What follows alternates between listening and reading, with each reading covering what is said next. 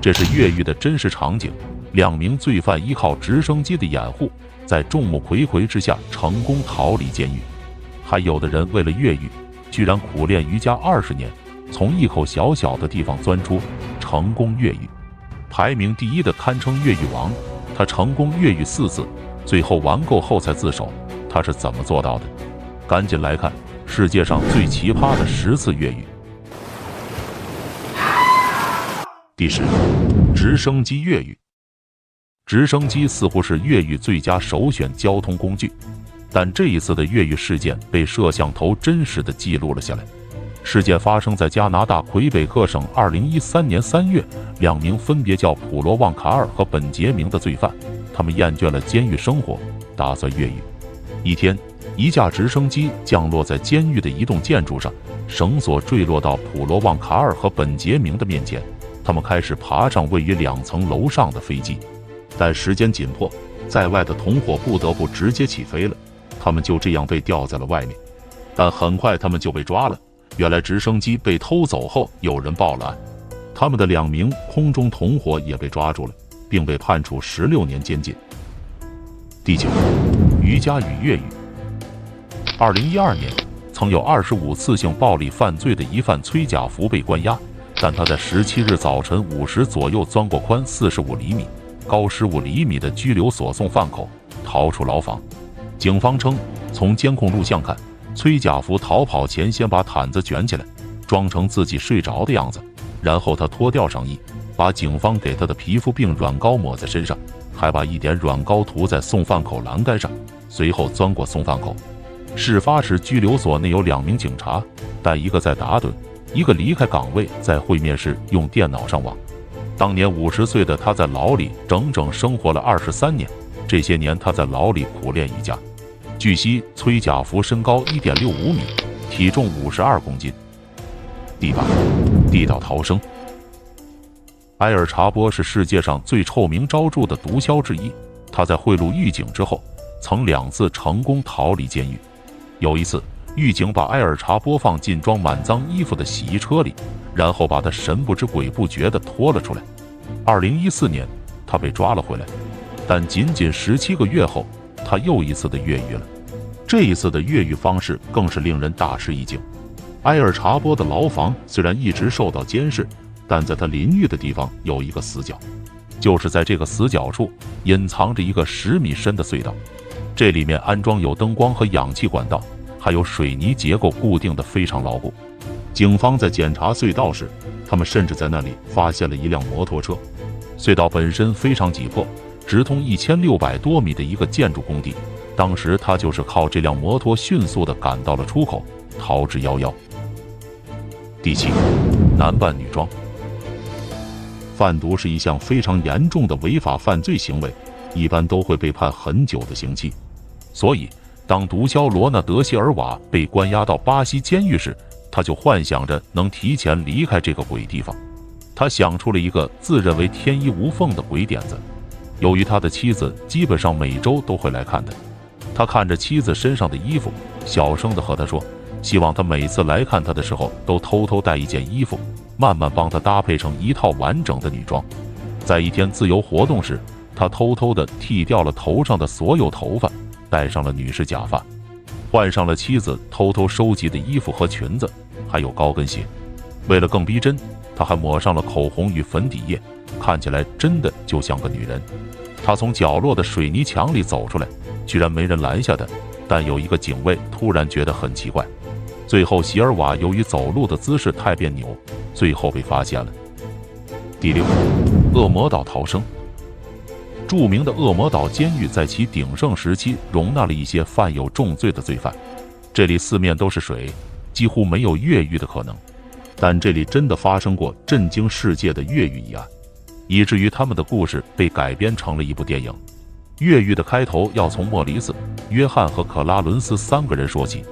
1962年6月11日，3名囚犯在休息了一段时间后聚集在一起，开始他们的逃亡计划。他们从牢房的一个洞里逃了出去，而这个洞居然是他们用平时吃饭的勺子一点一点挖开的，而且这些墙壁都是混凝土，鬼也不知道他们究竟挖了多长时间。但显然这是一起蓄谋已久的越狱。在他们钻入洞的当晚，他们在狱警巡检的时候，用橡胶假人放在床上，成功地骗过了狱警。在他们到达外面后，他们用不知道哪里偷来的50多件雨衣，制成了一个简易的橡胶皮艇。就这样，他们在一个漆黑的夜里乘坐着它，消失在了黑暗之中。之后再也没有了他们的踪迹。有的人认为他们已经逃生了，有的人认为他们已经溺死在了茫茫大海里。第5，3次直升机越狱。这个法国越狱大王叫帕斯卡佩埃，出生于法国马赛。此人不务正业，是个职业惯犯，是一个十足的大坏蛋。1997年，帕斯卡佩埃抢劫了运钞车，并打死一名警卫后被捕。2001年10月21日，他在外面的朋友设法劫持了一架直升机，降落在监狱的屋顶上，把他带走了。但他不久被抓了。2005年，他又用了同样的方式，又成功的逃脱了，最后又不幸被捕了。2017年7月14日，他的第3次越狱大戏又上演了。这次他逃到了西班牙，但最后还是被抓了回来。第4，德州7人组。越狱一直都不是什么容易的事情，但德州7人组的奇思妙想，绝对会惊掉你的下巴。德州7人组指的是7个犯有无期徒刑的7个人，他们设计了一个越狱计划。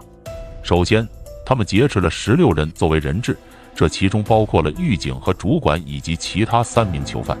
德州7人组中的3名犯人穿上狱警的制服，乘坐一辆皮卡，来到了监狱西北角的哨塔下，自称是监狱指挥中心派过来给这一区域安装监控设备的。狱警竟然相信了他。与此同时，留在车间的犯人正在躲在另一辆汽车的后备箱里。紧接着，又骗过了哨塔上的狱警，独自一人上了哨塔，打晕了狱警。这就样，他们大摇大摆地逃离了。第3，记忆大师。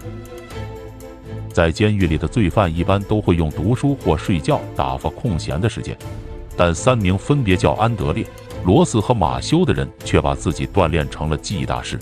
他们用空闲的时间不做别的，就专门记住牢房钥匙的形状。他们都在监狱的金属车间工作，这就为他们提供了方便的途径。他们依靠这里偷偷地制作出了监狱钥匙和一把钢梯以及一把手枪。他们在1个月高峰黑的夜里偷偷地逃了出去，但最后在5天后离监狱3英里的地方被抓住了。第2，瞒天过海。纽约的克林顿监狱是该州最大的监狱，大约170年来没有人成功越狱，但里面的2名囚犯大卫汉和理查德马特非常乐意接受这一挑战，因为他们看到了监狱生活的艰难。他们和监狱里的裁缝相处得非常好，并向他寻求帮助。裁缝在一次访问中给了他们一些汉堡，但汉堡里却藏着钢锯刀片。刀片到了他们的手上，他们马上开始了计划。他们割开透气大管子，来到了内部工作区。通过了迷宫般的隧道后，这2名囚犯从纽约州丹佛市外面的一个下水道口找到了出路。为了凸显他们的得意，他们居然给狱警留下了一张颇具挑衅的纸条，上面写着祝你开心每一天。第1，越狱王。他叫百鸟游荣，日本昭和时代的越狱王。之所以叫越狱王，是因为他经历了4次越狱。1933年4月，百鸟和一个同伴入室偷窃时被失主发现，争斗中2人将失主杀死。被捕后，百鸟注意到看守松懈，将箍便桶的铁丝扣下来，然后在一天利用半夜看守换班的15分钟间隙，用水将手臂泡得松软，伸进小洞，用这根铁丝开了锁。被捕后，他被关在高3米光滑的铜壁牢房里，但百鸟是徒手爬上铜壁，弄断了天窗的铁栅栏，从仅能容纳头的地方钻出，接着从屋顶跳下，翻越了5米高的外围墙逃走。第3次被捕后，手铐换成了20公斤重的特制手铐加脚镣。后来，百鸟悄悄将每天吃饭省下的酱汤抹在手铐脚镣的螺栓上，坚持了8个月后，酱汤的盐分将螺栓腐蚀。同样，视察窗的螺栓也是如此处理。接着，他爬上天窗，钻到屋顶，然后跳下。逃出来后，他又与人争执，捅死了人。1946年12月15日，札幌法院以杀人罪和越狱罪判处白鸟死刑。面对24小时的严加看守，他先用了一块便器上掰下的铁片，再用一根不知从哪得到的钉子刻成了锯子，把被褥下面的木板锯断，然后在床铺掩护下用吃饭的铝盆挖了一个直径50公分的洞，钻出牢房后是一堵2.5米高的围墙。白鸟是一口气斜着冲上去的，然后翻过最外面的铁栅栏，成功逃走。时间是1947年4月1日，西方的愚人节。白鸟第4次愚弄了日本监狱，直到1年后，白鸟才再次归案。这些越狱够不够奇葩？你还想出什么样的越狱方法？欢迎在评论区讨论。我是所长，感谢收看，我们下期再见。